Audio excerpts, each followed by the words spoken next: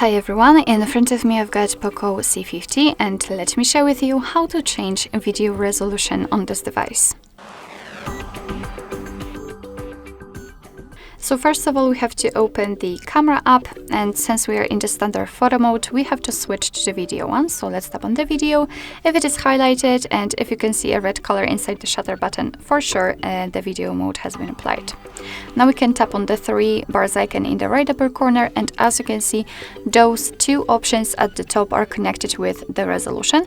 So currently we've got set 1080p option applied with 30 frames per second. It is highlighted, and all we can do actually here is to change to 720p with the same amount of frames per second. And as you can see, after tapping on it, it is immediately highlighted, which simply means that it has been applied and your device will record the videos in chosen resolution.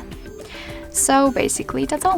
This is how to change video resolution in your POCO C50. Thank you so much for watching. I hope that this video was helpful, and if it was, please hit the subscribe button and leave the thumbs up.